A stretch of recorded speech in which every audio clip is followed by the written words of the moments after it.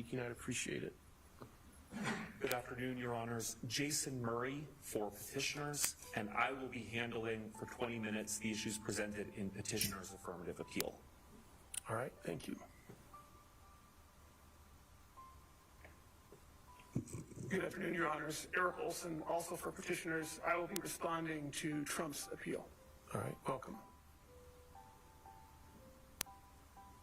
Good afternoon, Your Honor. Scott Gessler on behalf of President Trump. I'll be handling all argument for President Trump and the other side of the matter. All right, welcome. All right, matter is set for 2 hours, so each side will have an hour for argument. I understand, Mr. Murray, you've indicated 20 minutes. That's aspirational. You'll have to keep track of your own time, and then depending on how you want to handle it, you can leave any over for rebuttal. But we're not in terms of, we're just, you guys will have the first argument, and then there'll be the response, and then you can reply. And Mr. Murray, you can begin when you're ready.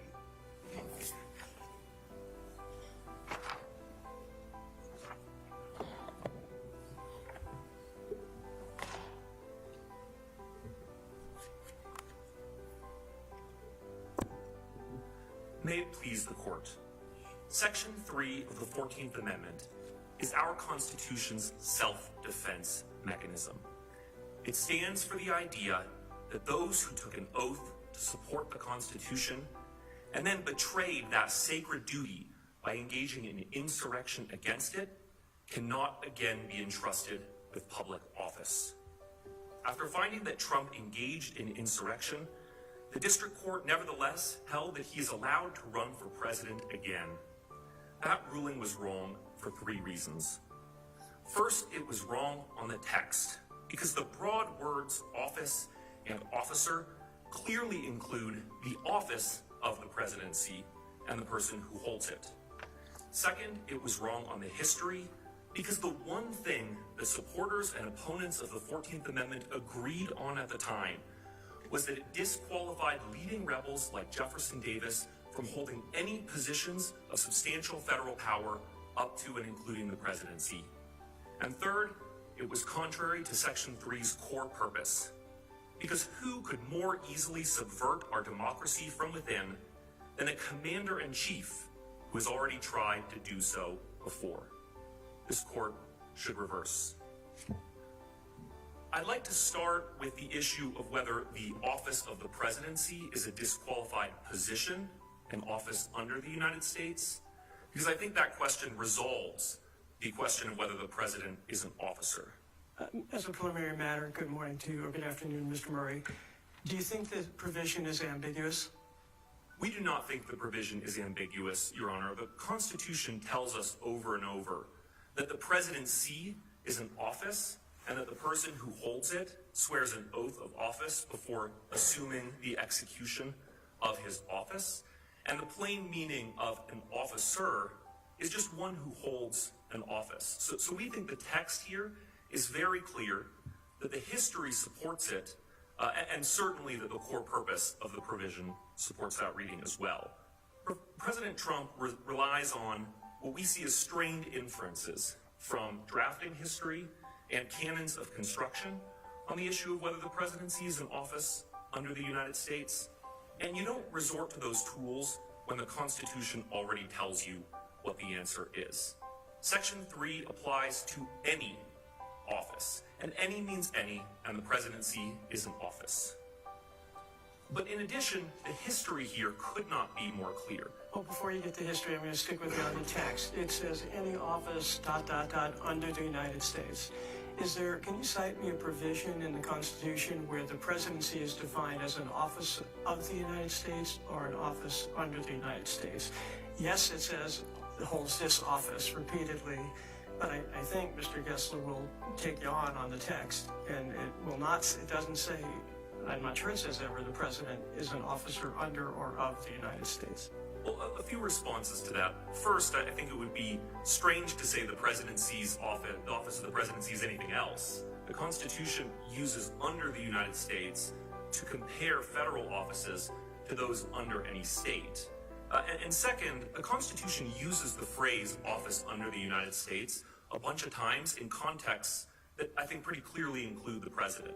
So for example, Article 1, Section 6 says no person holding any office under the United States can simultaneously be a member of Congress. And basic separation of powers principles tell us that the president can't be a sitting member of Congress too and vote for the very bills that the president is going to decide how to implement and whether or not to veto. What about the use of officer of the United States in Article 2 and Article 6 in a way that seems to be distinguished from the president? I disagree that those are distinguished from the president. Let's take Article 6 first. Article 6 just says that all executive and judicial officers and legislative officers have to take an oath to support the Constitution. And the president does just that. Now, Article 6 doesn't tell us what exact words that oath has to use. Now, Article 2 tells us for the president and the president alone that his oath is the strictest one anywhere in the Constitution. He has to preserve, protect, and defend the Constitution. But that is an oath to support the Constitution. So why doesn't Article 6 refer to the president specifically then? Because it doesn't... Oh, I'm sorry, go ahead. Please, go ahead. Because it doesn't need to, because Article 6 refers to any officer of the United States, and the president holds an office, and so he is an officer. And I would add that on Article 2's usage of the phrase officer, in particular, for example, the commissions clause, which just says that the president shall commission all the officers of the United States, that's just describing the powers of the president.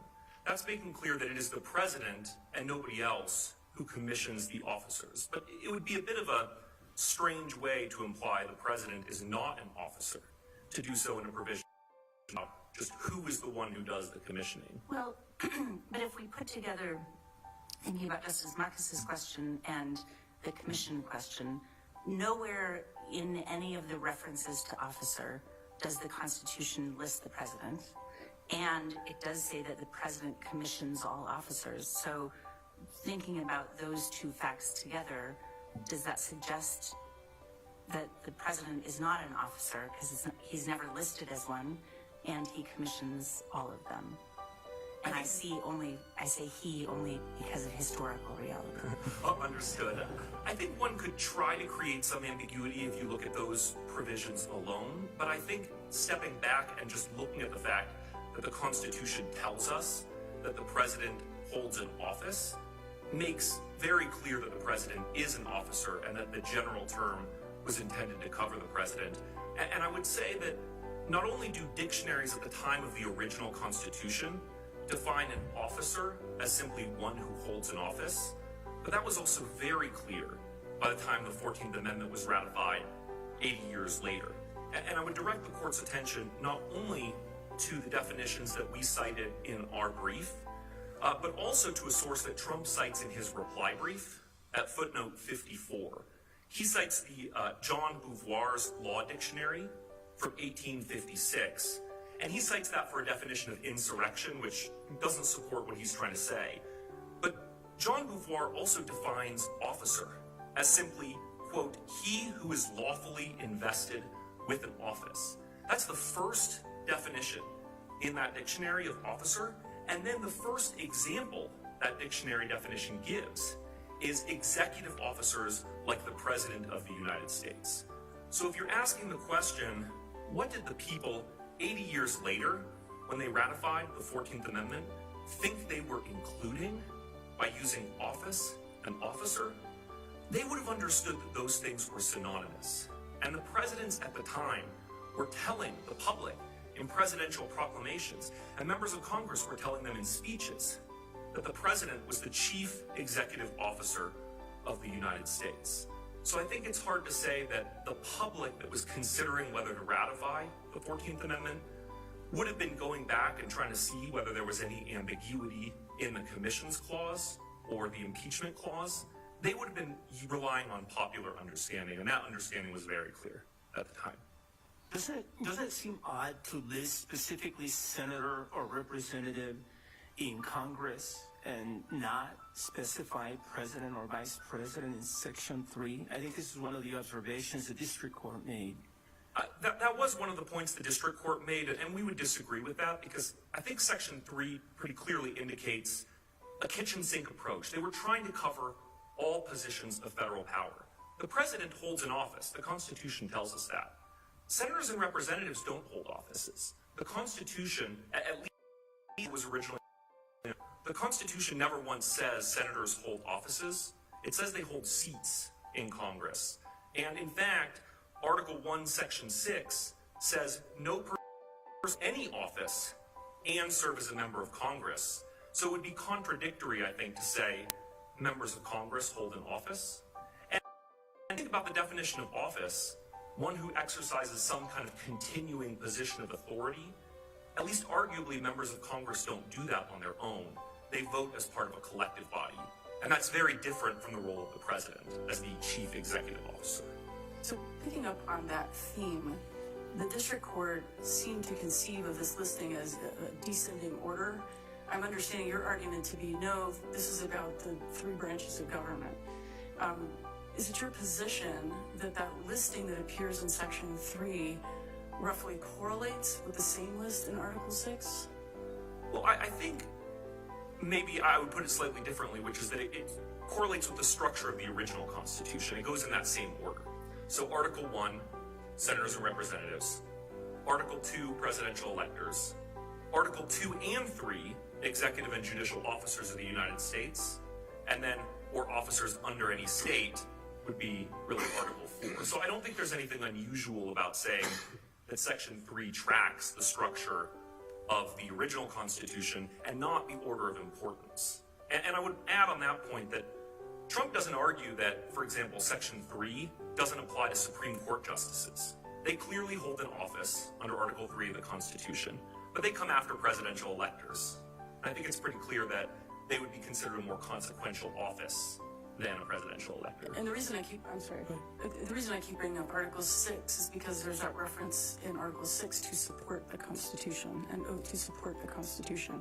So I take it's your position that the presidency is covered under Article 6, and that oath to support the Constitution is simply everyone is required to take an oath to support the Constitution.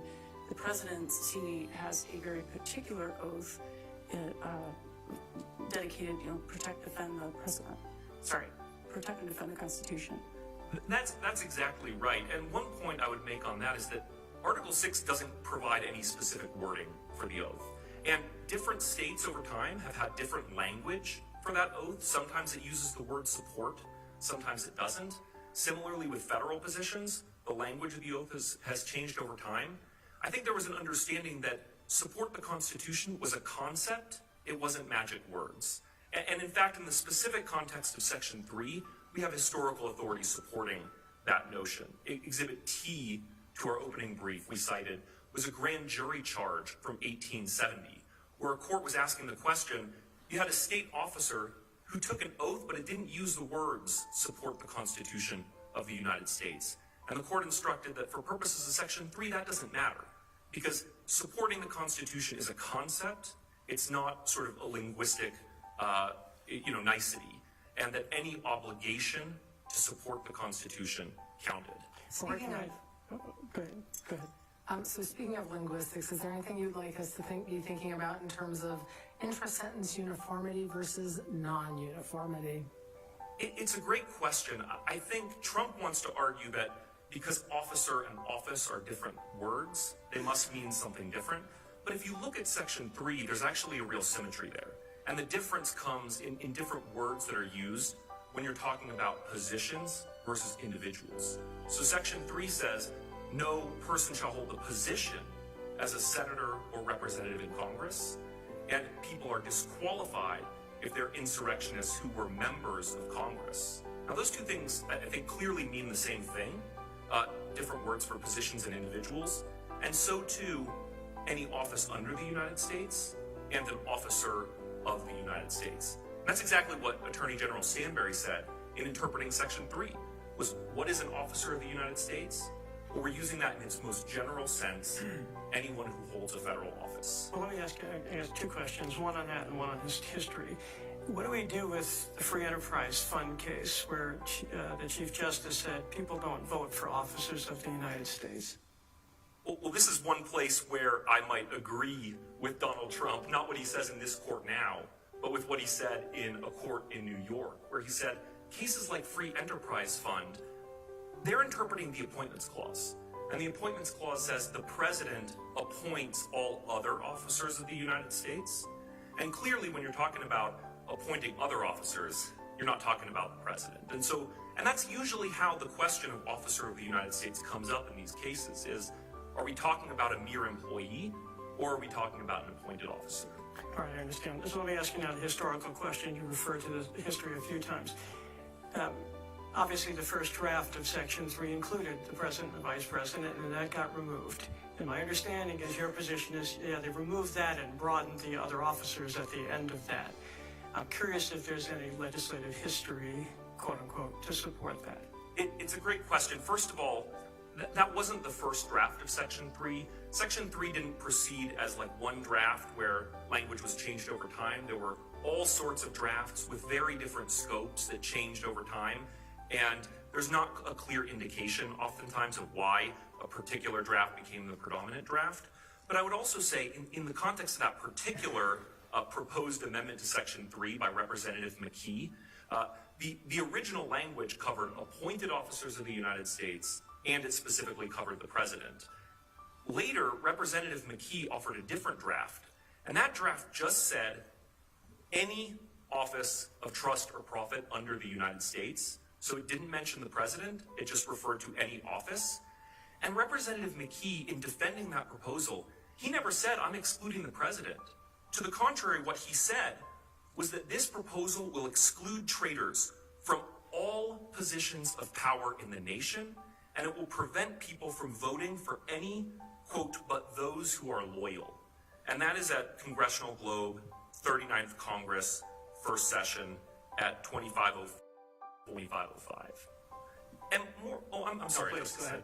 I was just going to add broadly, one thing the history does make very clear is that by the time we got to the final version of Section 3, everybody, including opponents of the 14th Amendment, knew that people like Jefferson Davis wasn't anymore. So I was expecting you to follow up with the Johnson moral exchange, right? You get that a lot of play in the briefs. I won't take up time to explain what it is. You understand what I'm referencing. During the congressional debate, there was an exchange that you attributed some significance to, and some scholarly literature from Professor Lash questions that opposing counsel has. Can you respond to their criticism of your emphasis on that one exchange? Certainly, two things about that exchange, Your Honor. The first is that Reverend E. Johnson took a quick look at the provision and said, why did you exclude the presidency? And I think the thrust of his question was, it would be absurd to exclude the presidency. And I think that's what everybody at the time was thinking, was of course we're going to cover the highest office. And the response by Senator Morrill was, well, it does include the presidency. Look at the phrase, any office under the United States. And then Reverend E. Johnson agreed. And nobody came back later in the debate and said, well, actually, that language is somehow ambiguous. And so one of the responses has been that acquiescence may have just been out of collegiality, and, you know, why are we reading so much into one exchange that might have been nothing more than a nicety? Well, I mean, certainly that's Trump's argument, but I think that if there were some intent to exclude the presidency from Section 3, given how important that would be, I mean, think about that. You'd be saying that a rebel who took up arms against the government couldn't be a county sheriff, but could be the president. That would be a really big thing. And you'd think we would see some indication in the history of somebody coming back and saying, no, we're carving this out because it's somehow different. And there's just no indication of that at all. Right. I guess I just struggle with how much significance we should attribute to the McKee draft or the Johnson moral exchange. These things seem to be sort of conveniently plucked. I'm not sure how instructive they ultimately are in the grand scheme of things. I think there's always a question of how instructive legislative history is, and I think here, where the text is so clear, and where the consequences of saying that the presidency is not an office under the United States would be so bizarre, because you'd be saying that, for example, in Article 6, Congress can impose a religious test for no office except the presidency, and I guess you could require the president to be a Jehovah's Witness, or that no office under the United States, the holder of them can accept bribes from foreign kings or princes under the Emoluments Clause, but that because the presidency is not an office under the United States, the president can go to a foreign prince and ask them for a title of nobility. And that those results are just so counterintuitive to our constitutional structure that a careful parsing of legislative history here, I think, is interesting, but really not terribly necessary. But if it was so important that the president be included, I come back to the question, why not spell it out? Why not include president and vice president the way you spell out, they spelled out senator or representative? Well, I guess I go back to the kitchen sink approach, right? They used a really broad phrase, any office under, and then they wanted to include the handful of things that may not fall in that catch-all. I think everybody knew that the presidency was an office under, and along those lines, I just direct the court's attention to about a dozen sources from speeches and newspapers that we've cited in our brief. Both supporters and opponents of Section 3 had no difficulty understanding this, including opponents. So Exhibit AD of our brief, we cite an example of a rather racist opponent of the 14th Amendment who was saying it was kind of deeply unfair in his mind that Black Americans like Frederick Douglass could be president, but no person under a disability of Section 3 could. It wasn't just radical Republicans saying this. Everybody at the time knew Jefferson Davis couldn't be president and that any office included the president's. So to oversimplify, or perhaps oversimplify, your reading of Section 3 really is members of Congress who are not officers, electors who are not officers, and then all officers. That's exactly right. That is our reading, Justice Gabriel. And I see that my 20 minutes has expired. Thank you. All right.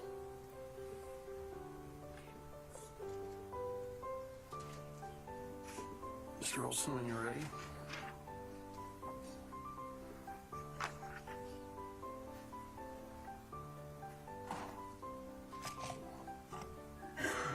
Thank you very much, Mr. Chief Justice, and may it please the court. Trump levies two types of complaints against the finding below, but neither should disturb the district court's holding that Trump engaged in insurrection against the Constitution. First, he complains that the district court's finding that he engaged in insurrection was unsupported by the facts. But he ignores the worst facts that make clear the district court was correct to find that Trump gathered, summoned, and incited a violent mob that stopped the constitutional transfer of power on January 6th.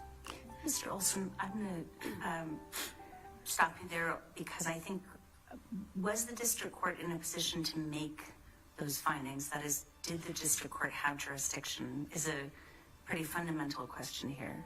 Yes, the district court did have jurisdiction, and I can walk you through exactly how we get there. Article 2 of the Constitution gives states great latitude in how they select presidential candidates. Under that latitude, Colorado has enacted an election code that gives district courts, including specifically in presidential primary elections like we have here, the authority to conduct the qualification disputes like we had here. So yes, the district court had jurisdiction using the authority that the Constitution gives Colorado, and Colorado, unlike many other states, has chosen to implement that authority with this pre-election challenge under Section 11113, which Section 1204 incorporates specifically, which allows for electors, voters to challenge a wrongful act or about to commit a wrongful act by the secretary. And as testimony at the hearing from Ms. Hillary Rudy indicated, the way in which that plays out in Colorado under that statutory scheme is that the secretary makes initial determinations that are easily determined, and then following this court's decision in Kuhn and Frazier, additional evidence can be brought to bear in Section 11113 proceedings that allow for the qualification dispute to be resolved. So, if I'm understanding that argument, this itself, or herself in this case, could not conduct an evaluation of the constitutional qualifications of someone to go on the ballot. No, I would disagree with that. The testimony of the practice, which was consistent, is, and we have the Hassan case from a few years ago, where a presidential candidate said, I am not a natural-born citizen as that is currently defined. I therefore cannot sign the attestation that's required that says I meet all qualifications. In that circumstance, the secretary sent a letter and said it is my job to make sure that only qualified people are on the ballot in Hassan. Because you are constitutionally not qualified, you're not on the ballot. Hassan then sued, and then Judge Gorsuch on the 10th Circuit affirmed the secretary's authority and decision. Now that was under federal law, not the 1113 procedure. And it was 2 paragraphs and not exactly a deep dive on our election code. Wouldn't you agree?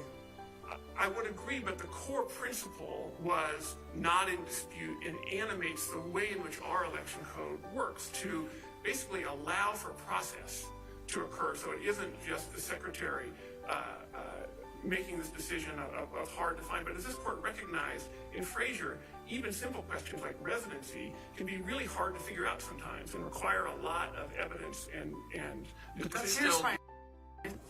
Here's my concern.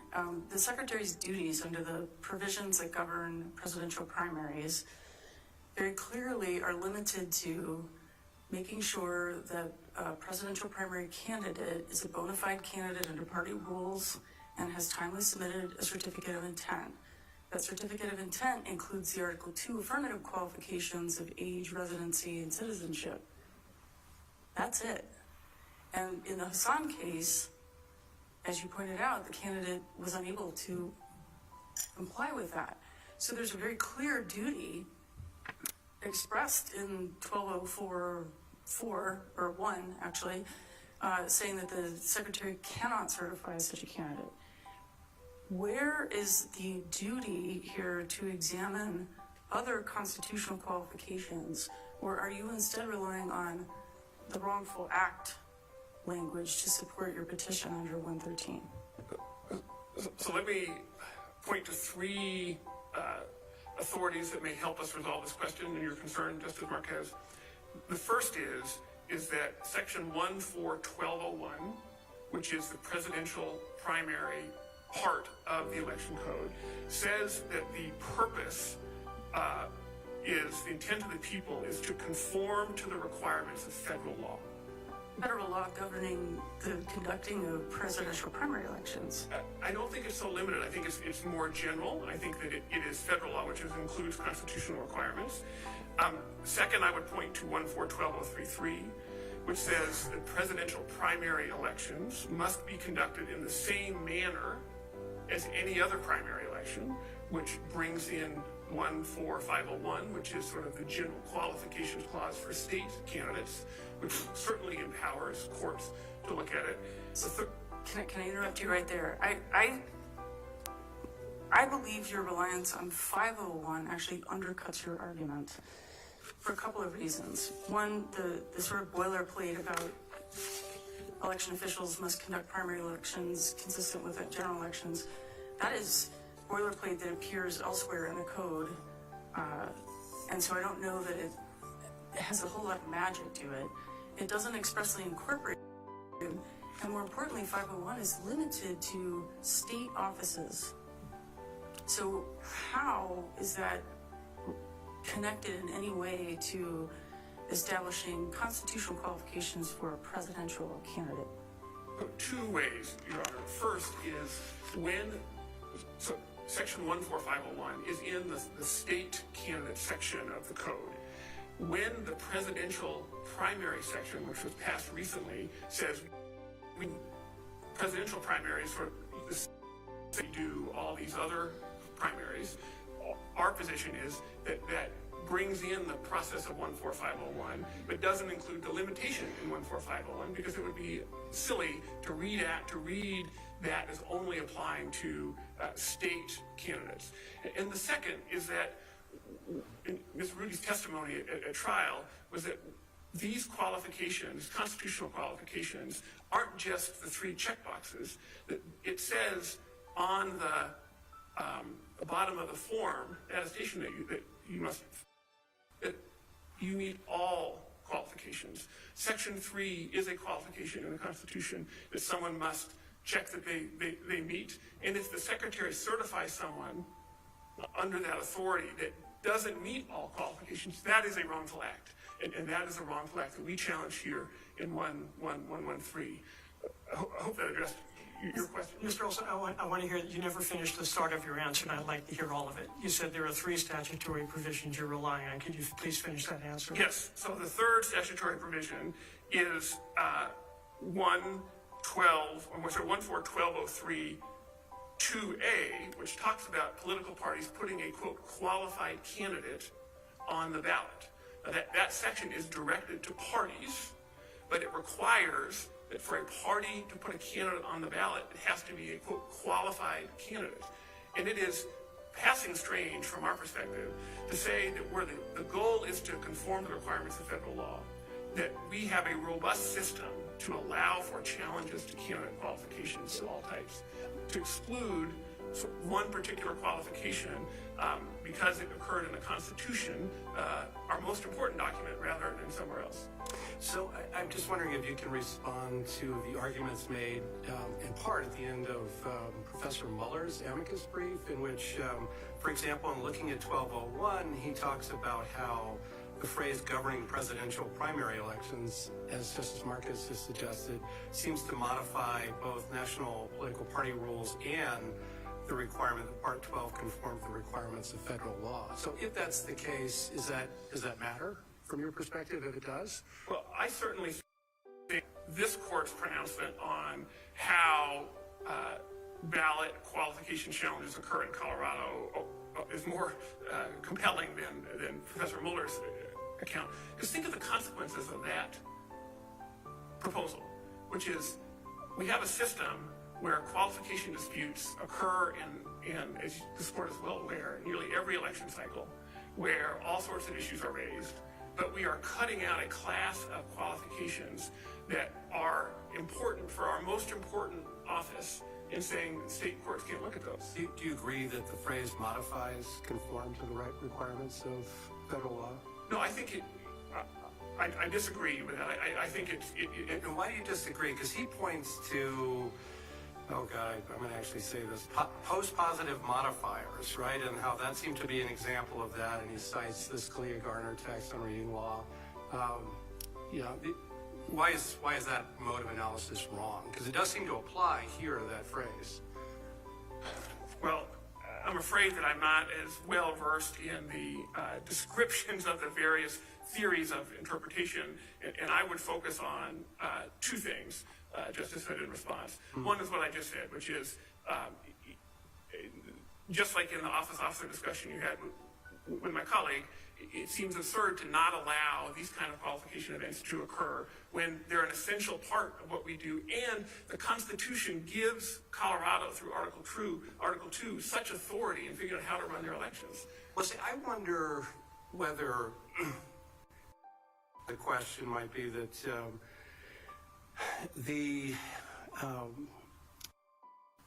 it becomes a question of whether Section 3 constitutes a requirement of federal law governing presidential primary elections, and if the answer is yes, even adopting his construction, if the answer to that is yes, then the people of the state of Colorado are saying they want to see conformity with Section 3.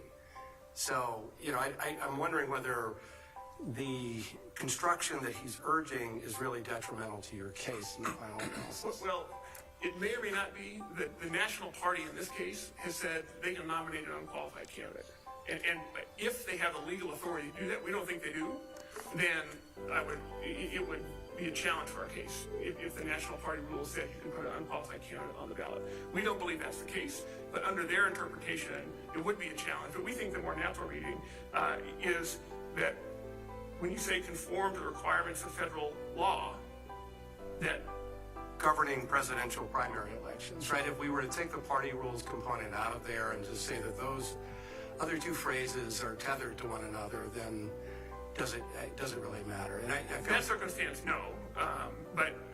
So if that was your earlier question, I apologize. That's what I was trying to say. I probably didn't say it very well. So I don't think it matters, but again, we come back to sort of the common sense reading of our state statute of how we do this, which is to allow courts, like the district court did here, to hear the qualification disputes, even under federal law. Well, let me ask you about that, Mr. Olson. Good afternoon to you. I'd ask you to address the intervener's argument here, and I guess this goes to prudential concerns under justiciability. You say that all the states' election officials, state secretary authority to decide how to run primaries. They take the position that that could create chaos. You could have 50 different states' attorneys, states' secretaries of state deciding differently, and this really needs to be national. I take that as fitting within the prudential concerns under justiciability. Can I ask you to respond to their argument? Sure, Justice Gabriel. I think I would say three things in response.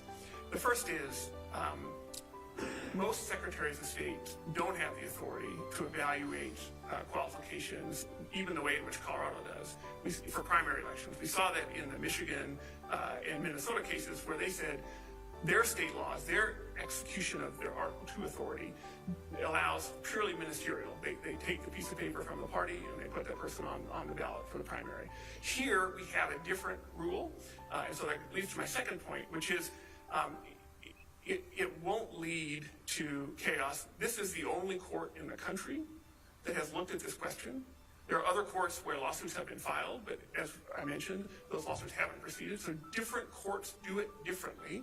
Colorado has done it this way, and we have an opinion that's on appeal before this court. And so I think the concern of a bunch of things happening is overblown. And the third thing I would say is that the legal standards here that really matter, what does engaged in mean, what's an insurrection, et cetera, will be figured out pretty quickly if there are different approaches to that. And the answer in these ballot access dispute cases are binary. It's not that there's going to be a whole bunch of different standards floating around. It's going to be either yes or no. And so I think the concern of the concern of a patchwork is overblown when, the justiciability inquiry looks at, is there a textual commitment to a coordinate branch of government? Let me jump in for a second. I mean, that's under, if you're looking at sort of the political piece of it, right? And you're looking at from other more prudential concerns, and perhaps that's what Zero was asking about, and perhaps not. But can you sort of parse that out? Sure, I would say. So political question doctrine versus sort of broader, more general, of the type perhaps talked about in Powell. Yeah. So I would say two things in response, Justice Burke-Cotter. And the first is that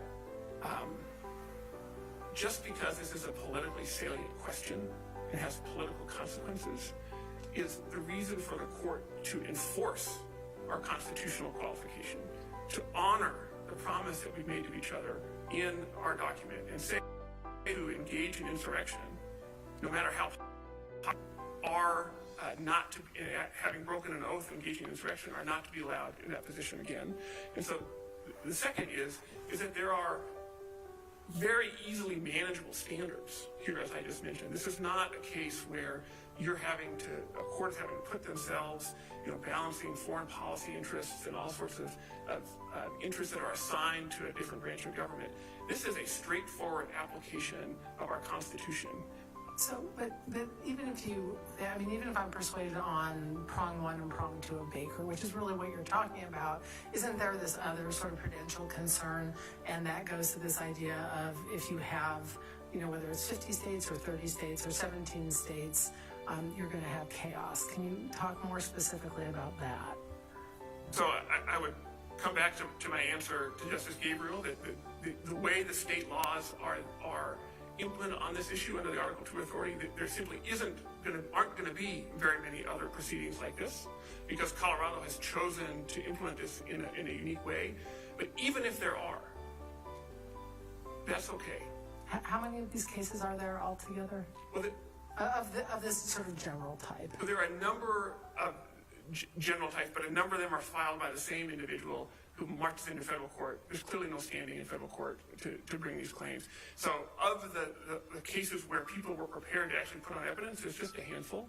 And this is the only one that has proceeded to the merits. So, Mr. Olson, should we be concerned about that as we think about the Republican citizens of Colorado or unaffiliated folks who want to cast a ballot in the Republican primary? If what you're saying is correct, President Trump will be on the ballot in most states, but not here in Colorado. So effectively, the Republican or unaffiliated voter who wants to participate in the presidential primary, Republican primary, won't really be able to participate because the person who's on most ballots and appears to be leading in the primary is not an option. But I think I would say two things in response. The first is other states have different mechanisms. California allows for post-election challenges when there's an unqualified candidate on the ballot. So just because there's not a pre-election qualification dispute under state law doesn't mean there won't be a post-election one. And then secondly, Donald Trump is disqualified for the reasons that the district court found. It was the one mistake of whether it applies to him. And that determination will allow for voters in Colorado to vote for qualified candidates. I would say that your hypothetical actually cuts the other way, which is we're worried about our clients who are Republicans and independents. They filed the suit because they want a fair shot in the Republican primary to vote for a qualified candidate and have their support for a qualified candidate not be diluted through votes for a candidate who will subsequently be disqualified. And so the pro-democracy, sort of the pro-Colorado voter perspective, which is I think what we're looking at here, is to make sure that we follow the state law and allow for these qualification decisions to occur pre-election so that the ballot reflects those who are qualified and the will of the voter can be honored. So I just wanted to take you back. Your repeated reference to qualified candidate makes me think of your third item under 141203 sub 2A, where it talks, the election code talks about qualified candidate entitled to participate in the presidential primary election, and then it ends with pursuant to this section. And I'm just wondering, from your perspective, what work, if any, pursuant to this section is doing in that sentence. Again, not to place undue significance on Professor Mueller's amicus brief, but you can remember that he suggested that that's limiting. Although as I look at 1203, it doesn't seem that there are other qualification provisions in there. We have to go to 1204 for some of that. So I'm not sure what to make of pursuant to this section. Well, so I would read pursuant to this section as referring to sort of when and how the primary election is conducted. Saying the pursuant to this section says, if you have a qualified candidate, then you can be on the ballot when they're going to do it the way they say they're going to do it. Simple as that. Yeah, that's our view there. And I think, but the qualified candidate isn't limited, right? It is a qualified candidate. And so I'm sorry, as you recognize, so that provision is really about the party's right to participate in the primary. And let's say a major party had multiple candidates, 3, say, one of which ends up being disqualified. The party could still, nevertheless, under this provision, participate in the primary. Correct, because it is, as Your Honor focuses on, it is directed towards the party itself, but it requires that there be a qualified candidate as a necessary precondition of participation. To me, it's I'm sorry to cut you off. I'm sorry. My sense is you're placing an enormous amount of weight on that single reference to qualified candidate in a provision that is not tethered to specific duties of the secretary. And I'm going to circle you back to 501 for just a moment, because by contrast, in 501, there is very rich language about the secretary's duties for state office. No person is eligible to be a candidate for office unless that person fully meets the qualifications of that office as stated in the Constitution and statutes of the state. If we had that language somewhere in 1204, I think we'd be having a very different conversation. But it's not there, and I'm still very concerned about how much you're trying to cram into the word qualified candidate. So we're not solely relying on the qualified candidate language. We're talking about the general function of Part 12, which says, again, as we talked about in 1201, the goal is to conform to federal law. Then we have 12033 that says the same manner as any other primary election. Now, we believe that incorporates that same 14501 language, and the language you identified in 14501 refers to Constitution and statutes of this state. Correct. But again, that limitation, when you look at the history of how the presidential primary in Colorado came to be in 2017, our view is it pretty clearly just bolted on a process for the presidential primary that carved out, as we talked about Justice Hood, where the National Party plays a role in a way that's different for state offices. But said, here are the specific changes that we're going to do, and everything else we're going to do the way we've been doing it. We incorporate, in 12033, do it the same way we do all these other elections. And it would be, in our view, quite astonishing to have a state election code that didn't allow for even basic efforts to see whether the candidate for president is qualified. Where you have someone who's, Hassan would come out a different way, because the answer there, under the interpretation where it's only state law qualification and reference, would be, hey, you're not qualified, but under state law we put you on. Hassan would not come out the other way because the duty has the secretary has an express duty under 12041 to make sure that the person timely submits a certificate of intent, and Hassan did not submit such a statement. Well, but it would. And we've got lots of other things to argue, and I don't want to drag you. We got to get through this one together. So, so what I would say is that what we have in this case, Trump has submitted a declaration to the secretary where he has certified that he meets all qualifications to be on the ballot. And this is no different than Kuhn, where the paper said yes, but then our 11113 procedure, which is expressly adopted in Part 12 of the Election Code, allows for the court to consider additional evidence. You don't have to take the candidate's word for it. Is that certified though? I'm sorry. Go ahead. Go ahead. No, Chief, please. Well, let me ask a fundamental question, and maybe this is too basic, but could the Secretary of State at the very beginning of this, before the lawsuit was filed, said, President Trump doesn't meet the qualifications under the federal Constitution?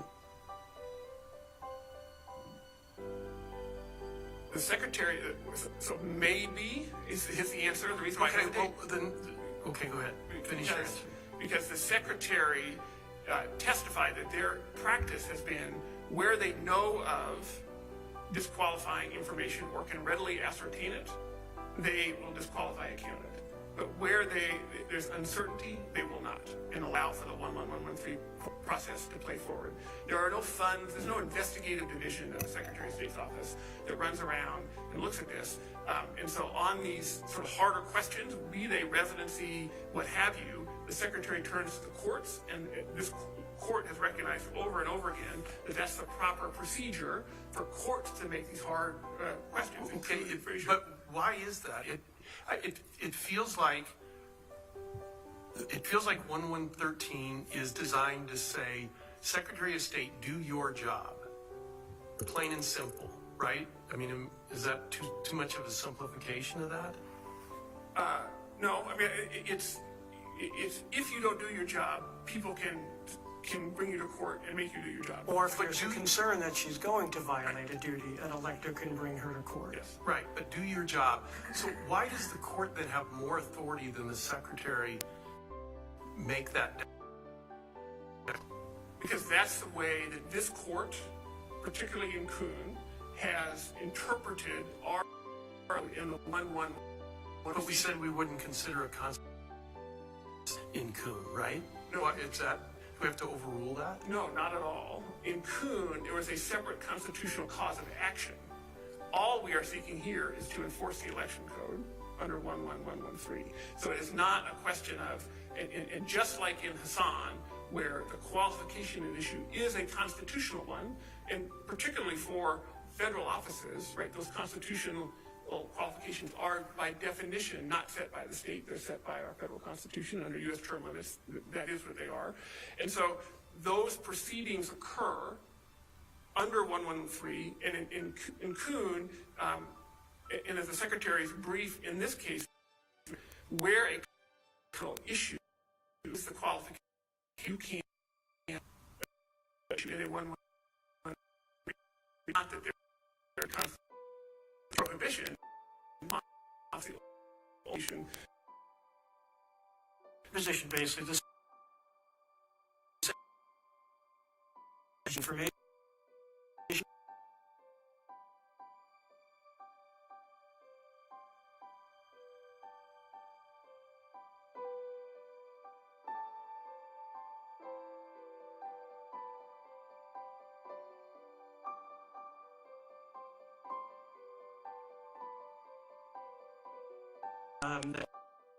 Proceeding on the judge. Under the court's definition, that's arguably an insurrection. It's a group of people getting together to act against the Constitution, preventing a constitutional duty. You have to take a federal judge. I don't think you would say that's an insurrection. Correct. I would not say that's an insurrection. And the reason why is because the public use of force or threat of force has a very specific meaning, which is for public purpose or for public ends. So for more than just your purpose, right? If you're going after a particular judge for dissatisfaction, but it is a public in that we're advocating on behalf of the public using this violence for a public end, just like we saw in January 6th. Let me stretch my hypothetical a little. Say the person is expressing concern the judge is too liberal or too conservative. Public expression. I don't like the judge's politics, so I'm going to take that action. That would not be for public purpose or public ends under this definition. It really requires, as we saw here, and as the testimony of Professor Magliocca at trial talked about the historical understanding of insurrection, that there has to be a real public use of force to hinder or prevent the execution of the Constitution of the United States. And here, there can be no doubt that trying to disrupt the peaceful transfer of power by stopping the counting of the electoral votes is hindering the execution of the Constitution. The distinction then is that there's an attack on the authority of the government, even if it's not an effort necessarily to overthrow the government. Is that what I hear you saying? Yes, because an effort here to delay, use violence to delay the count would be an insurrection. And I know you want to save time, but just very summarily, do you see much distance, if any, between the argument that you're making that the district court adopted and the argument that is set forth in the Bode-Paulson article? Is that, I mean, they use slightly different words, but they seem to sort of deliver a very similar message in my estimation. Is that fair?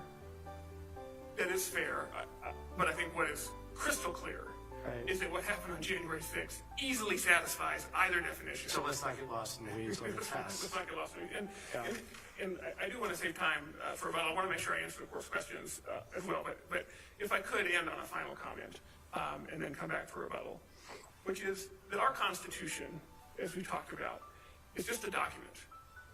It's a promise to each other that we must enforce to protect our shared democracy. In committing ourselves to that Constitution, the rule of law comes with real fragility. Because our Constitution commands no armies, has no police force. All it has is very limited self-defense mechanisms that my colleague mentioned. And that is Section 3. And all Section 3 says that if you take an oath to support the Constitution and then turn around and attack the Constitution, you cannot be trusted to take an oath a second time because you've shown yourself unworthy and incapable of ensuring that we remain a nation ruled by law rather than by one man. Qualifications, by their very definition, limit who can vote or who can run for office. And Trump's argument that because he's popular, that should affect how we interpret Section 3 here could not be more dangerous. Jefferson Davis would have gotten a lot of popular support right after the Civil War. And the application of Section 3 is at its most urgent when a person who has desecrated their oath to the Constitution already seeks to become our commander-in-chief again. If we say that this conduct by this person is not enough under the Constitution, what we do is empower Trump and others to use more political violence to attack our democracy. Enforcing our Constitution enables the will of the people, and we must enforce it against unlikely candidates like Hassan and popular candidates like Trump. I reserve the rest of my time for rebuttal, but we ask that you reverse the district court's finding that Section 3 does not apply to Trump and affirm in all other respects. Mr. Olson, before you sit, I have a question. The grounds for disqualification here obviously have to do with Section 3. And I worry about the fact that Section 3 itself doesn't have an enforcement mechanism. And so here you're saying, well, Colorado state law allows us to enforce it in a way. And you said California has a system. Do we want an approach where each state decides on their own what Section 3 means or how it should apply? And then those states that don't have a law like Colorado are not able to do anything about it? I worry about that. Can you address that concern? Sure, Justice Moore. I would build on my answer, I think, to Justice Birkencotter earlier. And if I may have a couple minutes for rebuttal, even if it takes a little longer, Justice Boatwright. I think I'd focus on two things, which is particularly for the presidency, where Article 2 gives sweeping authority, as the Supreme Court just said in Shuffalo and Baca a couple years ago, for states to determine how to do it. There is going to be some uncertainty. Some states used to use legislators to pick their presidential electors instead of a popular vote. So some uncertainty is built into the system. And then I would say the second piece is that the legal standards that apply here under the Supremacy Clause, or what engaged insurrection means, will be uniform. It may take a little bit to get there, but there is a mechanism to ensure that uniformity. And so there's no need to worry that there's going to be 50 different approaches to this issue. There's going to be one approach here. Maybe another state will do it, maybe they won't. But there's not an overwhelming indication that there's going to be 50 different approaches here. And the last thing I would say is, even if that was the case, that's the nature of a federal system like we have. The states have broad authority, particularly where there's a specific allocation of responsibility under the Constitution. In our existing mechanisms, the courts, the Congress, the U.S. Supreme Court have shown their ability to keep those concerns from overwhelming the issue. So that's what I would say to that question. You may reserve the remainder of your time. Thank you. Thank you, Mr. Olson. Mr. Gessler, when you're ready.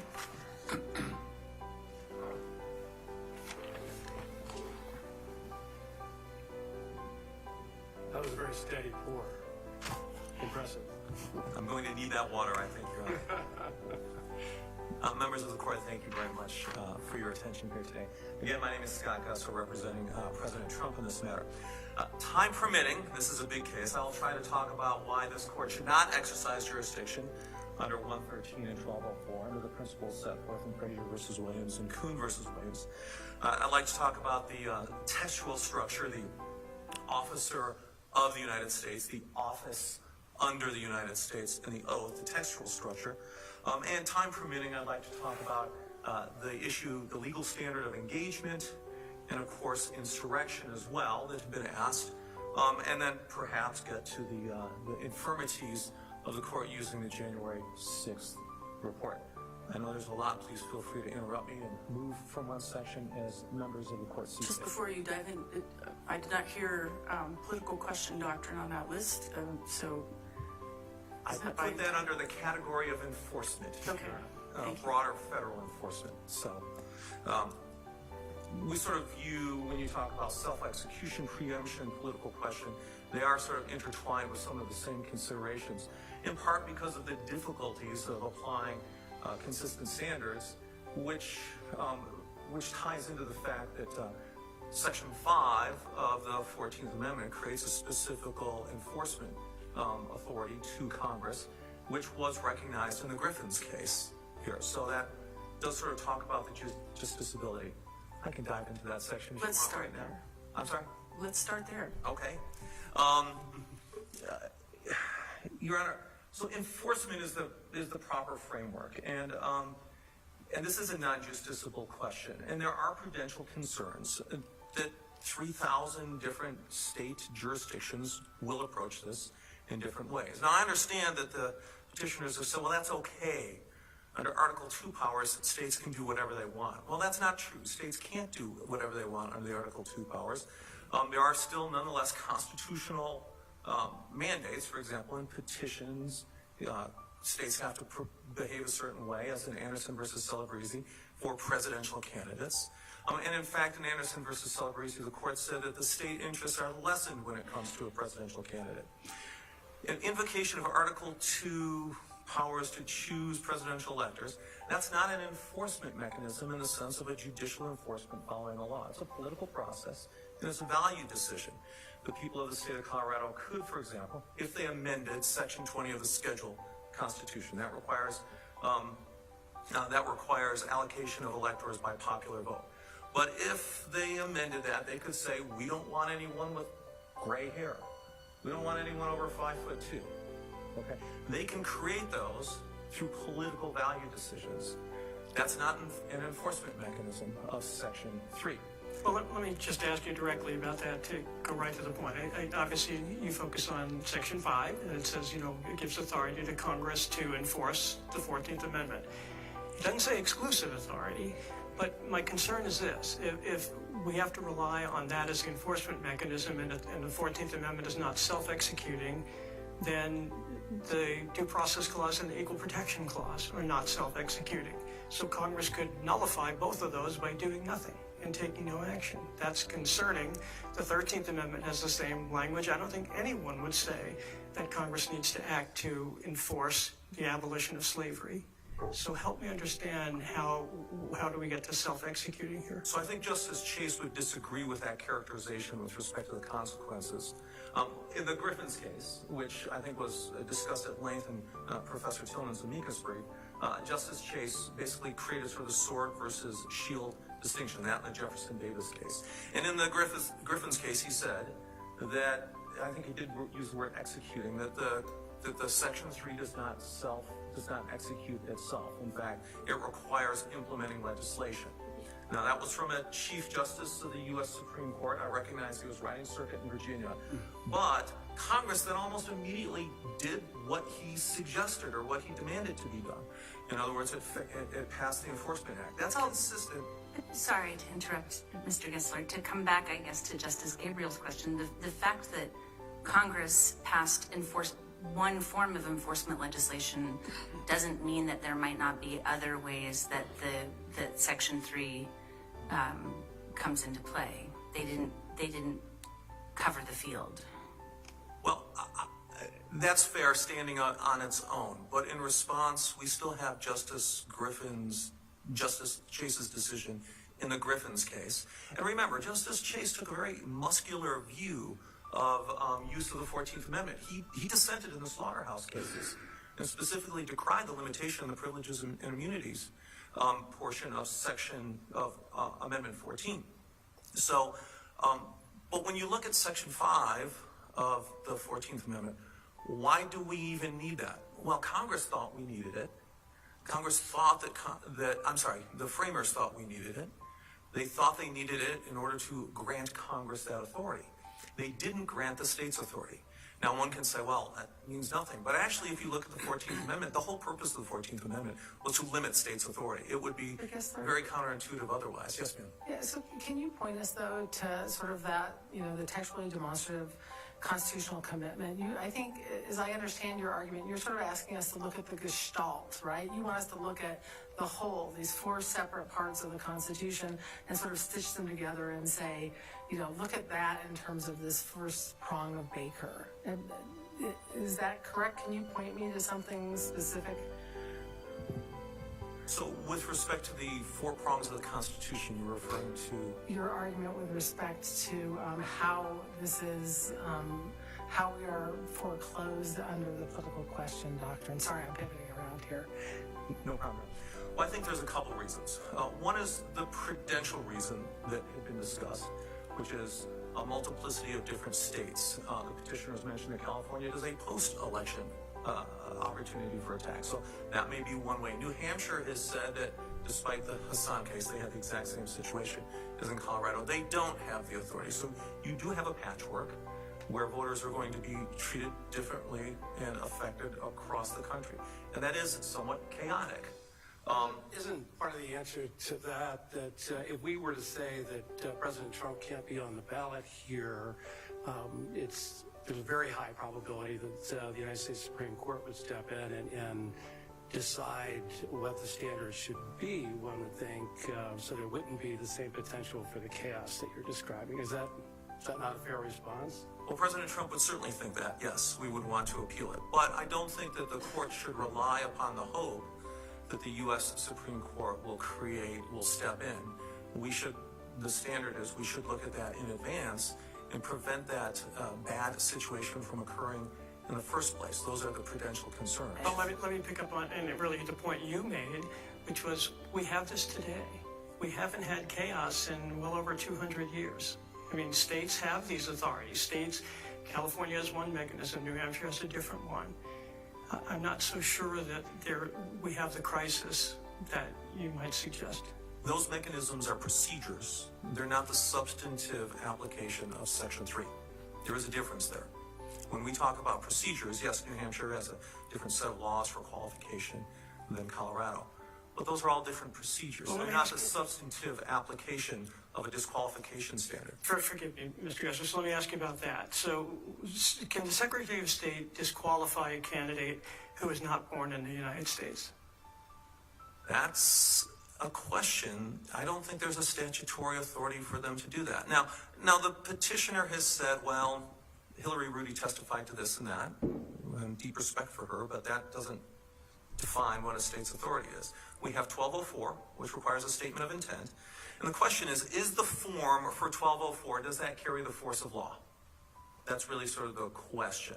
Well, it's a constitutional qualification. That's why I was asking the question. I mean, there's some suggestion that we should look at different qualifications differently.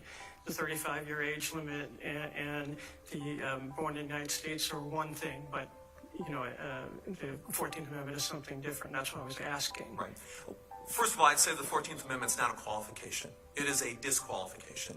And in fact, if we even look back to McKee's original introduction of that legislation, that talked about qualification and holding, whereas Section 3 only talks about holding. So I would probably not concede the point on qualifications.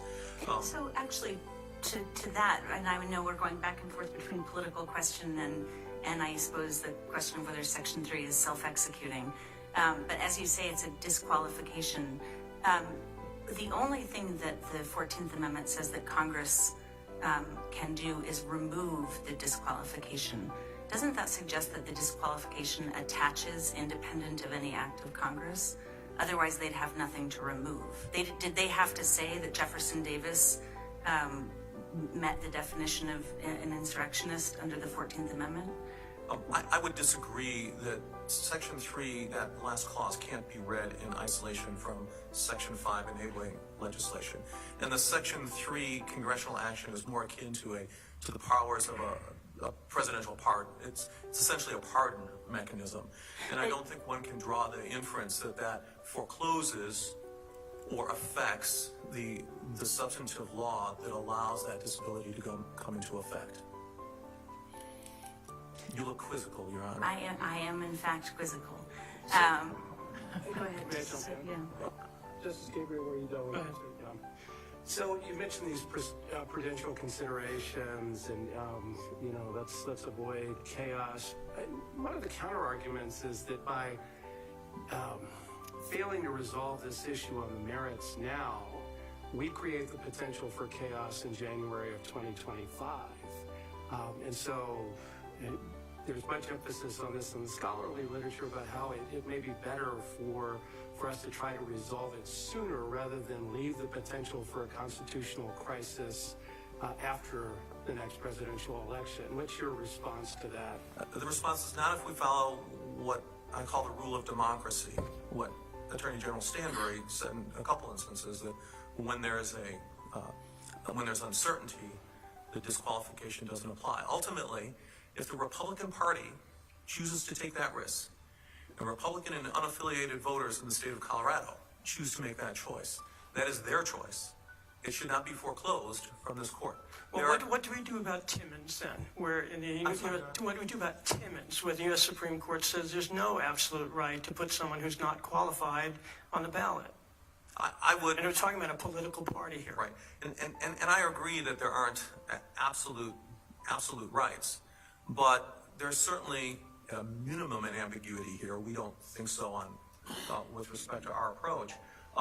But the Timmons and the Wisconsin ex rel Follett cases nonetheless stand for political party First Amendment rights. That even if state law, for example, in the Wisconsin case, even if state law mandates one thing on how to assign delegates, state party rules prevail. So your view is, and I would take it, that if either party wants to put on, we'll say, President Obama, or someone who's 20 years old, or Arnold Schwarzenegger, they have every right to do that.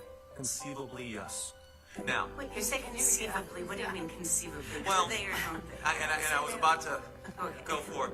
Look, I mean, Hillary Rudy testified, and it's not unreasonable, her testimony, and she said, look, the secretary can be involved in using the form for the 3 Article 2 qualifications, if it's an objective, knowable fact. So then if it's a fact question, the secretary can't. So if there's a question about whether the person was born in this, was or was not born in this country, the secretary can't act. But if it's objectively, nobody doubts it, then the secretary can. That's a tough standard. I agree. That was her testimony, and that was her escape valve when pressed on that issue. But what is your take then on 1204 and the ability of an elector to challenge, let's say, the Obama example, where the 22nd Amendment would prohibit him from serving because it limits a person from serving more than 2 terms as president. So let's say President Obama wants to be on the Democratic Party primary ticket, checks all the boxes, unlike Hassan, checks all the boxes, tenders the statement of intent. Can an elector challenge his qualification under 1204, and if not, why not? I would say no. First of all, from a broader constitutional preemption justiciability question, Article 2 doesn't quite face the same self-execution issues. The courts are split, but the weight of authority has been, because those cases were litigated, the weight of authority with respect to President Obama, Senator Cruz, and Senator McCain, all of whom were challenged on natural-born citizenship. The weight of authority is that states do not have the authority to be able to consider that. That's Does it the matter weight. that most of those were decided after the person was elected into office? Does that matter? Not in that aspect, Your Honor. It does matter because we would submit, and we have said before, that this court should have never exercised jurisdiction because of the complexity of the issues, the truncated procedures, and the inappropriateness of the 113 in this instance. So I think that was more of a function of the time, and they weren't considered moot because they were capable of repetition. So I don't think that matters, though. Sorry. What does 1204 do then? What can you challenge under 1204 for? 1204, let me step back. Remember, 1204 mandates a hearing within 5 days of the petition, and it mandates a decision within 48 hours. So, and it specifically refers to Section 113, which requires a duty under the code. So that, with that structure in mind, 1204, the very structure of 1204 contemplates a very limited proceeding.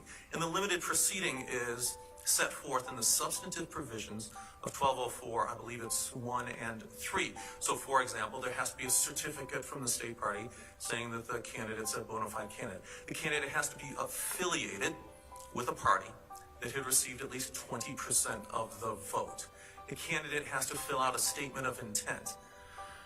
Questions as to exactly what the content of that statement of intent is required. There's no rule or regulation that the Secretary has promulgated.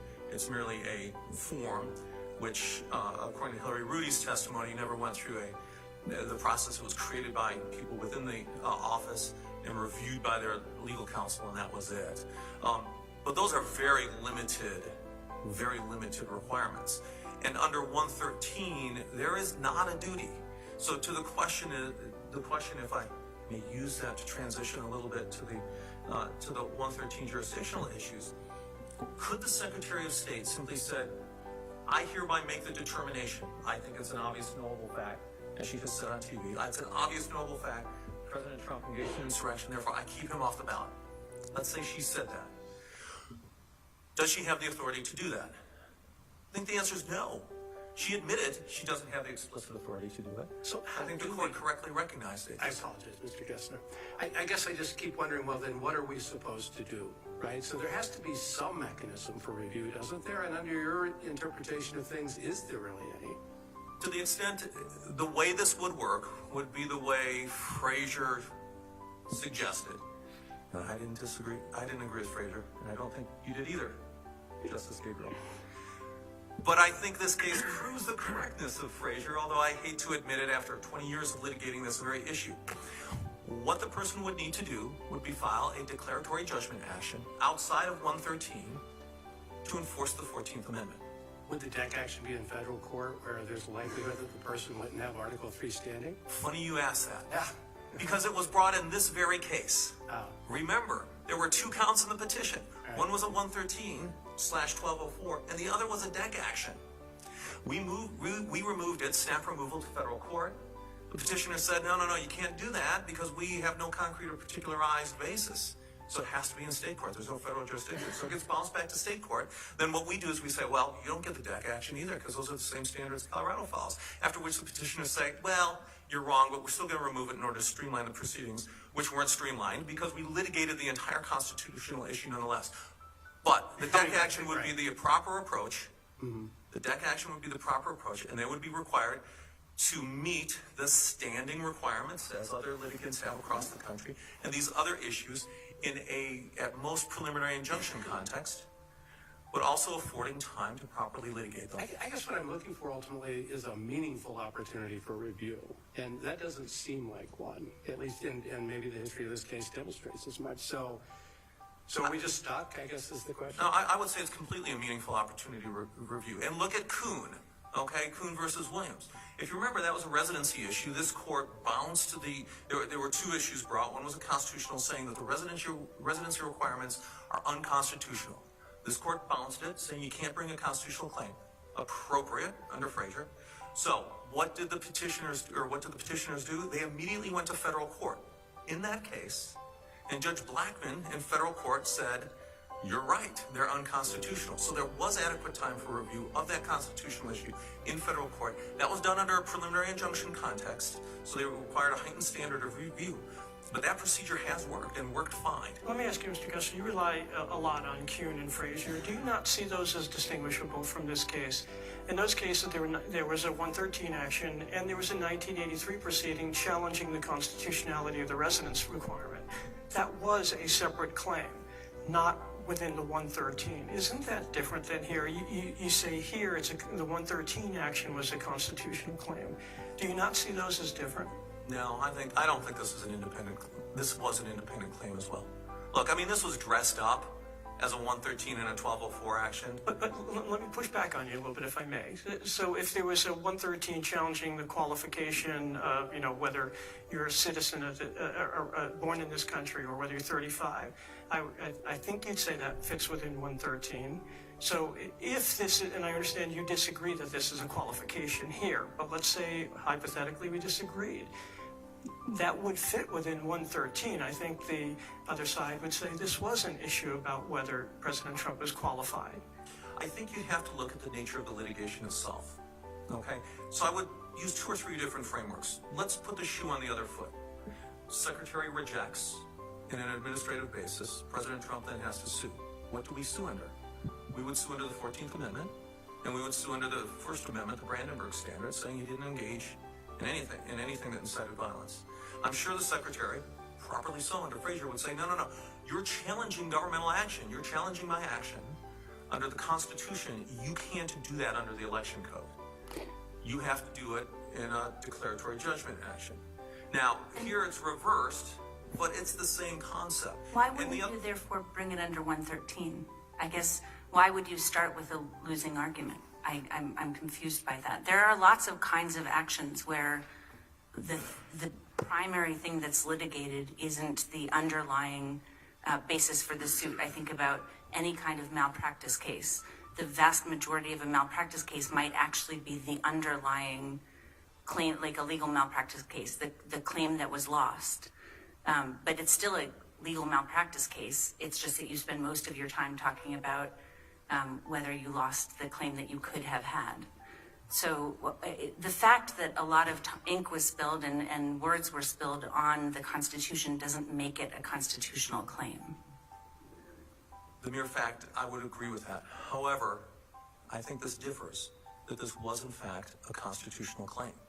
This whole thing is about constitutional litigation. There's no, look, the court recognized there's not a duty for the Secretary of State to investigate or consider disqualification under the 14th Amendment. The Secretary of State herself explicitly said there's no explicit And I don't think authority. they're arguing that in the duty part of the language. I think I understand them to be saying if the Secretary were to put President Trump's name on the primary ballot, that would be a wrongful act because the former president, is not qualified to be on the primary ballot. So it's not an argument of dereliction of duty, it's an argument about a wrongful act. And under Kuhn, they're arguing we can look at other evidence that she might not look at.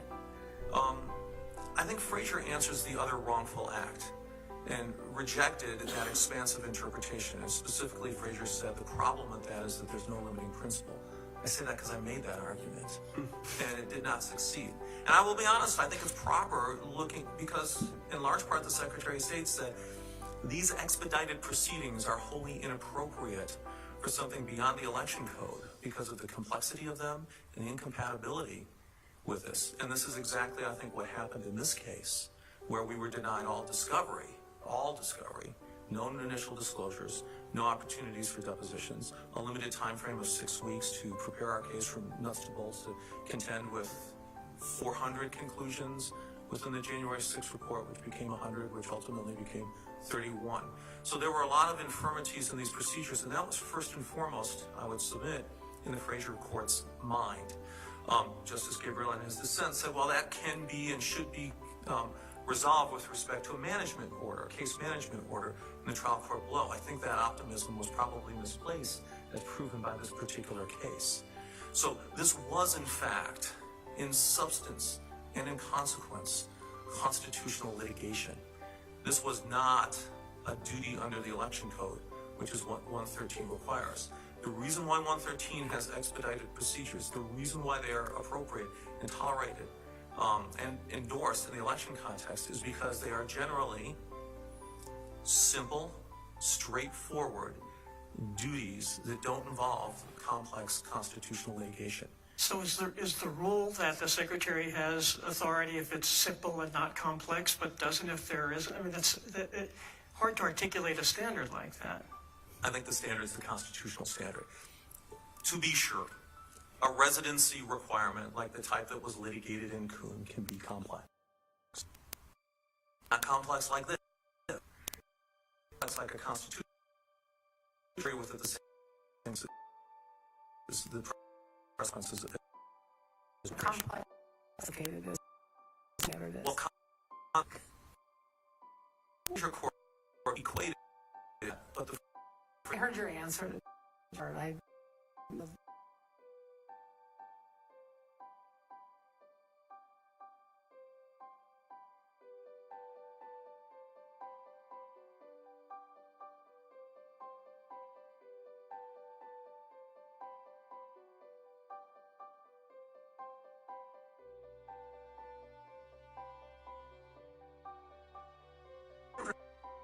I'm sorry to interrupt before you go into the second, but the framers took a whole lot of the fact that the electors were going to protect insurrectionist former President Jefferson Davis. yes, no.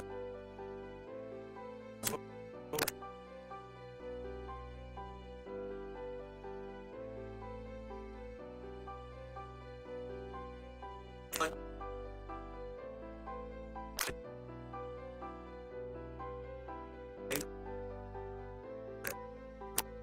100 years. It wasn't 100 years until a Southerner got elected. Now, I'm not saying Jimmy Carter was an insurrectionist by any means, but before you even had a Southerner elected. So not only was it not absurd, but their framework and approach was successful. It was very successful. And when you look at the actual language, look, if you look at the structure of the text, it is harmonious. It was very carefully drafted, and every indicator points towards excluding the presidency and the president. Officer of the United States is used in 4 different contexts of the United States Constitution, every one of them which excludes, properly viewed, the president. The appointment clause, of course, there's been a lot of discussion on. And so fair enough. So what is it does also refer to repeatedly the office of the president and the like. Office under the United States, officer of the United States. But when it talks about the president, Yes, it sir. describes that as an office. Right. So the president is an officer. What is the president an officer of? So the, if I can find my notes quick enough, the analysis that has been found is that the president is an officer of, to the extent we have that concept of the Constitution. So an office under the United States is one created by the United States government. An officer of the United States is one that serves the United States government.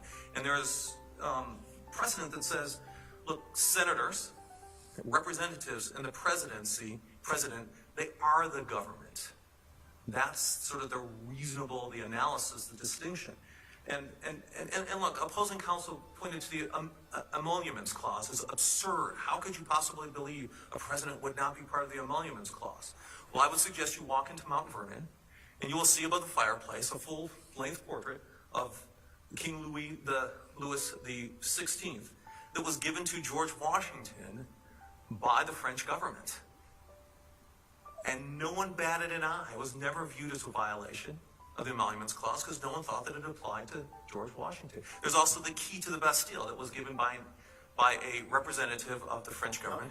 We've got enough on our hands without emoluments, right? So, but I wanted to point out the structural point, that it's all consistent with the president not being part. let me just harken back to something that was said by opposing counsel, and that is, maybe we shouldn't be so quick to attribute significance to what the framers did with Article 2, Article 6, given that we're talking about framing and ratification that occurred during the Restoration. So maybe it's part of the puzzle, but is it really all that illuminating when we're talking about 80 years difference? And shouldn't we be looking to other sources given that amount of time? I think it's very illuminating, Your Honor. I mean, the one thing I think everyone would agree on would be that the framers of the original Constitution, like the drafters of the 14th Amendment, spent lots of time thinking a lot of deep thoughts about the exact language that should be used. And I think we should all assume that those words were chosen with care. And the words in Section 3, in multiple ways, mimic the exact language of the underlying Constitution. Officer of the United States. They use that phrase exactly. They use office under the United States. They don't use officer under the United States. No one ever uses that language. It's office under the United States, officer of the United States. The oath. So here's an important point I would make. Petitioners say, well, they're synonymous. Doesn't matter. They really sort of include the same. But if you think about what actually happened with the framers, they have before them a United States Constitution, the original Constitution. The drafters of the 14th Amendment. And there are 2 oaths. One that clearly applies to the president, and one that clearly applies to appointed officers. Although, as Justice Marcus pointed out, there's no language under Article 6. It just says swear an oath. An oath. There is language. The language says to support. Now, people interpret it differently, but that's the language of the Constitution. And my point is this. The drafters of the 14th Amendment said, what oath am I going to choose? They chose the Article 6 oath. Remember, they had before them choices. They could choose the Article 6 oath. They could choose the Article 6 and the Article 2 oath. They could choose neither oaths. Or they could choose both of them. They chose one and one only. The one that did not include, The one that covered everybody. I think that's also, it seems to make no sense to me. I'm going to circle back to the absurdity argument that if the purpose of Section 3 was to punish oath breakers, that you would set up a provision that punishes those who break the lesser oath, but exempts persons who break the arguably more serious oath to preserve, protect, and defend. What is the rationale for that type of exclusion? Is it a lesser oath versus a more stringent oath? I think that's a presumption we're making that may or may not be warranted because there's not much case law defining the two. So can you make the argument that an oath to support is stronger than an oath to preserve, protect, and defend the Constitution? Preserve, protect, and defend are specific words, specific actions. Support is a general category and far broader. Support can mean all kinds of things. Like preserve, protect, and defend. It can mean that, but it can mean other things. Or it could be viewed as narrower. The preserve, protect, and defend are very strong charges, and support is to help those who preserve and protect. And so the logical consequence of that, though, is that the president doesn't have a duty to support. I mean, that's your argument, right? No, my argument is this. My argument is that the drafters chose specific, and the language they chose was language that the underlying United States Constitution treated as separate things. We can argue about whether the underlying Constitution should have treated them as separate things. We can argue about whether functionally they should or should not be separate things. But the drafters of the 14th Amendment made a choice. I think that what we're asking about is the meaning, and what you're arguing about is the meaning. And what I hear you saying is support is a lesser standard. No, what I'm saying is this. I'm saying the meaning is that the drafters chose to exclude the United States, the presidency, by using specific language. I'm sorry, the president, the officer of the United States. My point is, the drafters made a choice to exclude. Why? By choosing the support oath language, which mimics exactly Article 6, which applies to appointed officers, and they did not choose the Article 2, which applies to the president. And I guess I read a lot of briefing over the last couple of weeks. I saw no rational reason for that type of an exclusion. The historical record is devoid of that discussion. We can make it up here. We can come up with ideas. We have a lot of historical evidence to the contrary, suggesting that everybody thought that it did include Jefferson Davis. I would suggest that there's a real paucity of evidence. When you actually analyze the citations made by the petitioners, it comes down to roughly one or maybe two newspaper articles during the entire ratification debates. I would not concede that point, Your Honor. I do not.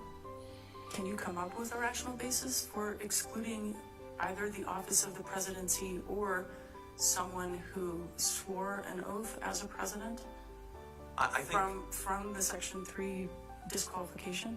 the answer is yes. And I think that the drafters, they rejected McKee's draft. They removed the presidency, the president, and they added presidential electors in. And that I was the understand the mechanism. textual argument. I'm trying to understand the basis, the rationale. Why? I think that is the rational argument. The rationale, not the rational. With an E, rationale. I think that is the rationale, Your Honor. I just do. I think that's what we need to accept, is that the framers, the drafters of Section 14 made those choices in that era, and it's not absurd because it worked. So the choice you're saying is that they chose to include the electors instead of the president? Yes. But to accomplish the same purpose, in other words, the electors, if this worked as designed, would prevent anyone from in that situation from assuming the office. So why go about it indirectly when you could just go about it directly? I guess we go into a more, I don't want to use the word metaphysical, but a more abstract argument is, if the entire nation chooses someone to be president, can that be an insurrection? Or is that democratic choice? Remember, the president is a little bit different. Everyone in the country has an opportunity, or should have an opportunity to vote for that person. Go ahead. I don't think anyone here is suggesting, and I don't take the petitioners to have been arguing that the election of a person as president is an insurrection. I think that what the insurrection might have been is a different question. So I'm not sure where you're going with that argument. I'm going with the broader context of the president is different, and if everyone in the country chooses a particular person as a president. So if everyone chose an insurrectionist, look, Jefferson Davis, let's use that example. If Jefferson Davis ran a while ago, and the electors who were not themselves insurrectionists chose to put him into the presidency, that would be fine under Section 3, and that would be consistent with the purposes of Section 3. That would be the rule of democracy in work. But the rule of democracy, there are limits. I mean, the president can't be under 35 or can't be, someone who wasn't born in this country. So you could, I mean, the argument, if you take your argument to the limit, it would say we can elect Governor Schwarzenegger or, my 27-year-old kid. I don't think it goes that far. It's that rule embodied in the text of Section 3. Now, there are plenty of anti-majoritarian measures in the structural constitution, and there are these qualifications. No one argues that. But when we're interpreting Section 3 of the 14th Amendment, and we look at the history behind that, and the context, and the language they used to satisfy the conditions of Section 3, you have to be an office under the United States. You have to hold the office under the United States, and you have to be an officer under the United States, and you have to take an oath. You have to have all four of those items in place. Any one of them, Section 3 does not apply. Stepping away from Article 3, though, for a second, and sticking with the Constitution, could the Democratic Party put President Obama up on the primary ballot? Could that happen? I haven't done a full analysis of that particular provision, Your Honor. I'm really sort of focused more on Section 3, but could they do it? Conceivably, I think it's an open question. If you look at the political question analysis of the Article 2 courts, the weight of authority was that states could not prevent that. If I understand your democratic process argument, that would seem to be the logical conclusion. I'm just trying to make sure I understand the breadth. The breadth is confined to Section 3, Your Honor. But stepping away, because you were focused also on the Constitution. Look, I'm focused on the structural Constitution to look at the language. The officer of the United States is used 4 times in the structural Constitution. And each time it does not apply to the U.S. president. Go ahead. I mean, not once does it apply. No, I know. You You didn't answer my question, but that's okay. I'm not going to. I want to let you use your time the way you want to use your time. So I feel like Please feel free to take another run at me, Your Honor. I do want to be responsive. Yes, sir. I feel like we're going in circles to some extent right now. I'm just wondering if we can shift gears. I was hoping to talk about the First Amendment and Brandenburg. Obviously, you've briefed at length the assertion that President Trump did not advocate violence in his speech on the ellipse, and so the counter-argument to that is that we have to look at context, and they assert that we should, well, the trial court obviously did place a lot of reliance on Professor Simi's testimony and coded language. I'm just wondering if you can give us your perspective on the extent to which precedent allows for that kind of analysis. I struggle with what I see as a lack of precedent on that particular issue, how far context goes. What's your take? Context plays limited and probably almost no role. Now, this isn't a case, the incitement, and obviously we contest that incitement is part of Engage. Happy to address that as well. But this isn't an instance of sort of planning, joint planning, or a joint agreement where President Trump had specific conversations back and forth. That's not what this is about. It's about inciting based on his public speech.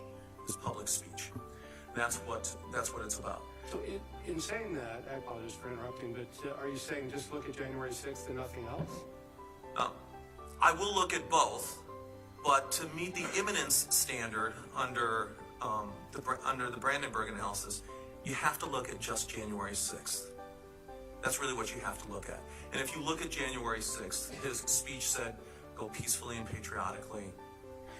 He made 2 tweets followed by a video during the subsequent 3 hours. But he also said probably 20 times fight.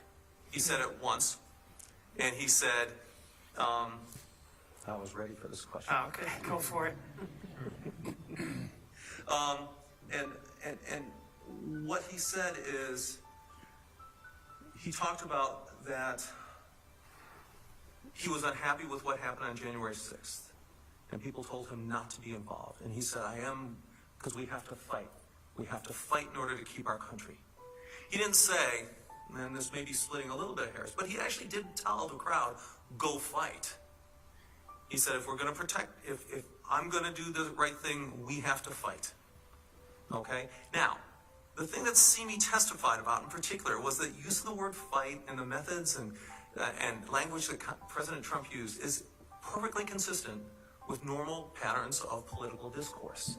And in fact, we provided evidence that showed that fight like hell, fight like your lives depended on, those various iterations are used commonly throughout political discourse. Okay. So, I'm sorry, finish your thought and then I'll jump in. so the objective use of the language doesn't shift. I mean, we don't have a President Trump rule where if he says fight like hell, it's violent. And if other politicians, and we included senators and President Biden uses the term fight like hell, it's not an incitement to violence. We still look at the objective standards. I mean, we made an analogy to federal campaign finance law, Justice Roberts, who said intent in an effect test is not appropriate. You look at the objective words that someone uses. And the objective words, he said, go down, I know you are going to march down there peacefully and patriotically. He used 2 tweets saying stay peaceful. And he third made a video that said be peaceful and go home. Now, I want to let you keep going. now the petitioners are going to say, look, those tweets don't matter because he didn't say it right. He didn't tell people to go home. He just said be peaceful. But the objective language is saying be peaceful. And we produced one witness on the stand who said the instructions I got from President Trump were to stay peaceful because he heard the speech. Yes, sir. So this just keeps reminding me of something I struggle with as I try to evaluate this particular piece of it, and that is that are we not dealing with clear error review of the trial court's factual findings about those circumstances? And I realize that from your perspective, a lot of those findings were predicated on a report that never should have come into evidence, but setting that to the side for one moment, aren't we to a large extent stuck with the trial court's findings and findings that were made by clear and convincing standard, even though you chose not to brief the preponderance of the evidence issue that you outlined in the application. So I'm sort of throwing multiple issues in here, but I don't know that we are in a position to say that there was clear error with respect to her findings of his intent and what happened that day and what led up to it, including the reliance on Professor Simi's testimony. Well, I don't think it's clear error to apply the facts to the proper legal standard. And the court used the improper legal standard in determining what is in sight. Look, the facts are relatively uncontroverted with respect to what actually happened because the petitioners rely entirely upon tweets, videos, and speeches. I mean, that's their case. But there are inferences that are made, particularly by Professor Simi, about what significance should be attached to things that happened before January 6th, right? So, and that's a legal standard. And we are saying that the events, the tweets and speeches in the years leading prior is inappropriate under the Brandenburg imminence standard. And that is a legal standard, and they should not be considered. So, and we didn't even dispute the underlying facts. We do, of course, dispute the inferences. And I would note that Professor Simi himself said that he did not address intent at all. Although the trial court did, right? I mean, she found specific... And it's clear error for her doing that. Okay. I mean, that is clear error in those conclusions. But this court can nonetheless review them because it's the application of facts to the improper legal standard.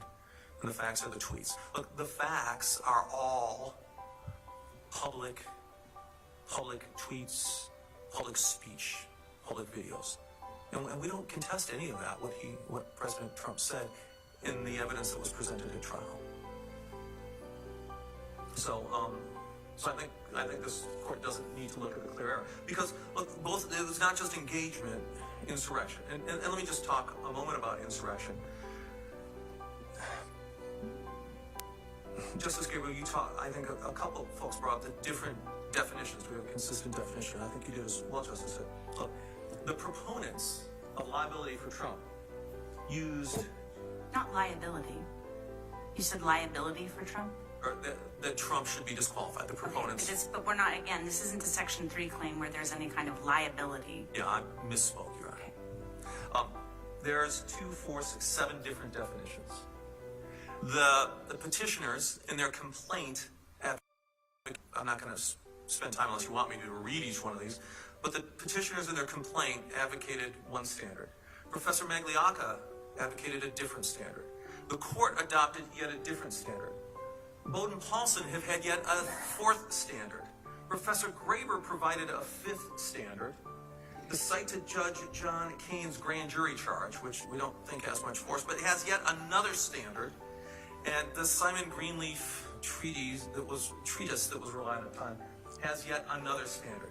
Those are all different standards, 2 of which have been propounded by the petitioners themselves. Now, the petitioners say, it doesn't matter. They all include President Trump. They all include him. But I would suggest that the fact that the actual proponents of this proposition have themselves identified 7 separate and distinct standards, some of which require a public use of force, some of which don't, some of which require a hindrance, some of which don't, some of which apply to the Constitution, execution of the Constitution, some of which don't and apply to the execution of a law. Why don't you focus, because your time is limited, on the one the district court adopted? Any public use of force or threat of force by a group of people to hinder or prevent the execution of the Constitution. What's wrong with that definition? Way too broad.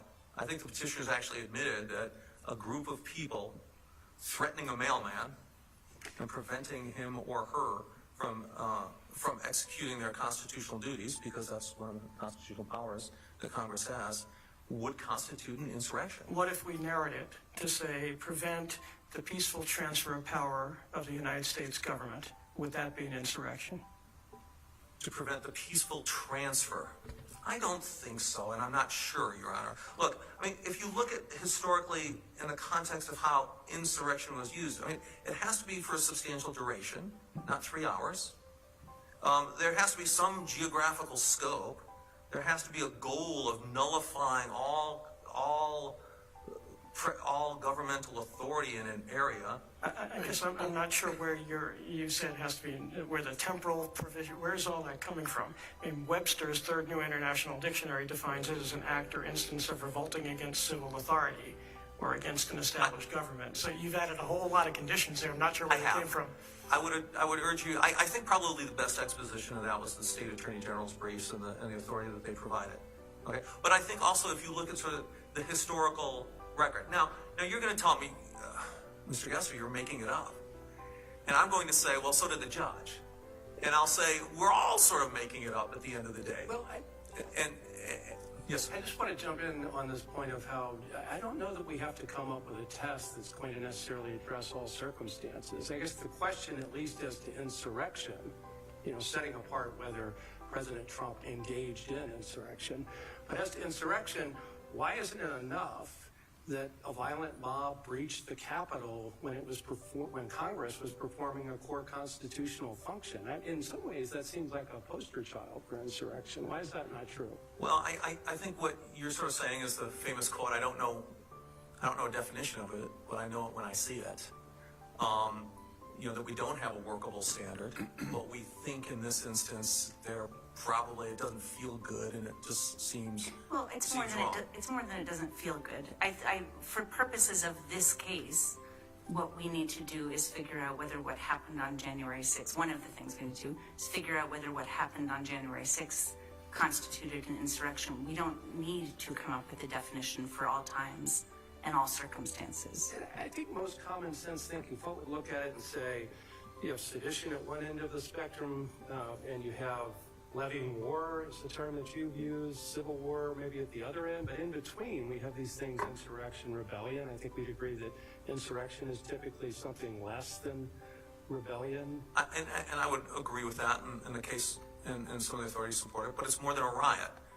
It's more than a 3-hour riot on one building. Was that just a riot on January 6th? We think it's properly characterized that way and not as insurrection. And remember, look, the Constitution, Section 3 says engage in insurrection. It doesn't say in an insurrection. What's the significance of that?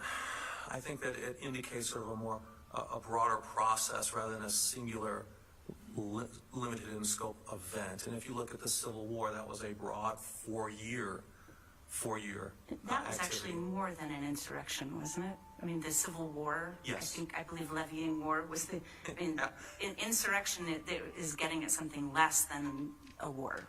Likely, yes. Now, there are lots of instances in the ratification debates and the framing debates, and I think the AG's pointed this out in their memo, that insurrection, rebellion, war, treason are oftentimes used interchangeably by the drafters. And in fact, you look at some of the authorities here, the petitioners cite, they'll shift from insurrection in some instances and draw examples from treason or rebellion. So they are used very interchangeably. So we would argue that, sort of on the scale of violence and duration and scope and organization, the events of January 6th were more like a riot and far less than a rebellion. And insurrection is far closer to rebellion than it is riot. How would you define insurrection? Part of my whole thesis is that we can't define it, and that's in part why this is a non-justiciable question. But to the extent you push me, which you are, I would say it requires at least multiple considerations that go beyond what we had here. I think the duration has to be longer than 3 hours. I think the geographical scope has to be broader than one building. And you said, well, that was the U.S. Capitol. True. It wasn't the Pentagon. It wasn't. It was a singular node. The goal wasn't to nullify governmental authority and set up an alternative government. The goal, if one assumes the predicate that President Trump directed the crowd, which we reject, to get Mike Pence, Vice President Pence, to delay the certification. That's not nullification. And I understand it's violent, and I understand it's bad, but we, as I would submit, as lawyers in this process, need to distinguish those gradations because they have meaning. And what I would say is the goals were not as broad as something like the Shays Rebellion or Whiskey Rebellion. The organization, there was very little evidence of a robust command and control structure in that level of organization. The use of force did not involve arms, certainly not the level of arms necessary to overcome. Let me just jump in there, Mr. And it wasn't capable of being rebellion. Yes, sir. The arms, I mean, you make a legitimate point about, there not being a lot of evidence of arms being taken to the Capitol on January 6th, but there were a lot of makeshift weapons that did a lot of damage. I think at least the petitioners are saying 170 people were injured. That's a lot of violence, right? You'd agree. And irrespective of whether people brought guns and knives to the event, I don't know that we need to, pause too much about that when we have that level of violence. What am I missing? What you're missing is a riot is consistent with using flagpoles and broken out bike racks as weaponry. An insurrection or rebellion is organized, deadly force that's going to nullify government authority. I think there's a big difference there. And look, I understand that the violence of the Capitol was not acceptable. But I do think that it is our job to apply legal standards and understand the gradations involved and whether or not this truly rises to the level of insurrection. Well, why don't you talk about engagement? You've only got 3 minutes and 40 seconds, so, and I'll just ask you a question to help move this along, hopefully. My concern, I guess, would be, I understand what the argument you make. Engage doesn't mean incite. Those are different things. A leader of an insurrection usually is not involved, or frequently is not involved in the hand-to-hand fighting. They direct it, they organize it, and then they stand back and they watch it. That would be engagement, I would think, if you had an actual insurrection. So help me understand what engage means. Well, I think that does. And what that requires is sort of a two-way conversation. Hey, you, sergeant or lieutenant, I'm the general. I'm going to do this, you're going to do that. That's different than public speeches. Now look, I mean, if there were a public speech and someone said, and made an agreement with the other side and say, when I say during my public speech the eagle has landed, then we take action. I would submit that that's engage. But that's a much different instance than incite here. Incite is to sort of arouse these emotions only through public speech. It's a one-way conversation. So if a leader did a more direct, I want you, and let's make this hypothetical. A leader said, President, I want you to go to the Capitol and I want you to take it over and I want you to ensure that they do not go forward on the Electoral College and use violence if need be. That would be engagement even if the leader doesn't go with them? Very likely, yes. Okay. Very likely, yes. If there is an understanding, an agreement, and not some broad inferential conditioning that Professor Simi testified. I don't think that meets the legal standard. But there has to be very definite some meeting of the minds that that's in fact going to happen for it to be engagement. Now, it could still be incitement because it's a direct call for violence, which did not happen here. But there is a difference between the two. They do describe. And I would point out that Congress has treated it as distinct. You know, you look at the Second Confiscation Act in 18 U.S.C. 2383, it says whoever incites, sets on foot, assists, or engages in any rebellion or insurrection. So they treat it as differently. And by the way, if I may say, at the end they say, incitement, sets on foot, assists, they shall be incapable of holding any office under the United States, which indicates that the presidency cannot be barred by mere statutes of Congress. So there's that language, under the United States again. Consistent usage and pattern of that. Let me just sort of end up in my, wrap up in the last minute here. This was constitutional litigation. Had the shoe been on the other foot, had the Secretary taken action and President Trump would have been required to file a lawsuit, that would be constitutional litigation as well. And all of the dangers and infirmities that Frazier warned about, that Kuhn recognized, that happened here. This was an inappropriate forum for this. It should have been a declaratory judgment action. They could have fought out the standing issues, and we would have done that appropriately. And that's a pattern that has been followed in Colorado in the past. With that said, if you look at the text and the direct textual application of Section 3, it doesn't mention the president. And every structural piece that we've discussed, the natural and comfortable meaning points towards the president's exclusion. That fits in with the broader fact that it's not enforceable by state courts against a federal official. The court should not have engaged in insurrection. Certainly the January 6th report was deficient. We ask this court affirm the district court below, but also strike the dicta from the decisions beyond that court's jurisdiction. Thank you very much. Thank you, Mr. Kessler. Mr. Olson, you got about 3 minutes, 46 seconds.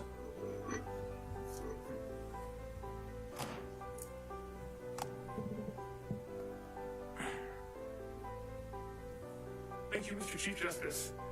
In short, Trump claims this case is too hard for courts to decide, that the standards of insurrection can't be determined, but that's exactly what courts did and do, and that's exactly what the district court did below. And to the extent there's a dispute between courts that reach these questions, our country has a well-worn mechanism for addressing those inconsistencies. I want to talk briefly about insurrection, the officer, and then end on the Colorado Election Code. Justice Hood, you asked how far context goes. It does a great deal of work. In Claver and Hardware, this court said, or the U.S. Supreme Court, Justice Stevens said very explicitly that evidence of authorization of wrongful conduct in other circumstances was relevant to whether the speech at issue there was within or outside the First Amendment. And because there was no other authorization, no other evidence, they found the speech protected by the First Amendment. Here, the district court made extensive findings that the speech by President Trump on paragraphs 288 to 298 were there's a long pattern of him saying things, seeing violence, praising that violence. He used those exact same words on January 6th. Is Simi's testimony subject to clear error review? Are those facts that the trial court ended up making based on his testimony subject to anything other than clear error review here? They're subject to clear error review, but the court didn't just rely on Senior's testimony. I know. She set forth a number of facts, of statements by Trump himself, where there was violence. And in the speech on the lips, there were 20 times he called to fight, which is a literal call to violence. He said that 20 times. It wasn't in the prepared speech. He did that so that people wouldn't know that he was going to call people to march to the Capitol. He was going to incite them to violence. Hess also looks at a rational inference from the import of language. And there's no better evidence of what happened than evidence that Trump didn't object to below. And that was Brad Parscale, his former campaign manager, in real time on January 6th said, "We are seeing, quote, a sitting president call for civil war." That easily meets the incitement standard under the First Amendment. And I was amazed. There's a tweet at 2:24 p.m. on January 6th. Trump never mentioned it in his briefs below, never mentioned it at trial. When he was describing what happened on January 6th today, he ignored the tweet on January 6th at 2:24, which sent the mob into a frenzy. There was unrebutted testimony that poured gasoline on the fire and caused the Capitol to be breached. If this is not incitement, I don't know what is. Secondly, Justice Hood, to your question,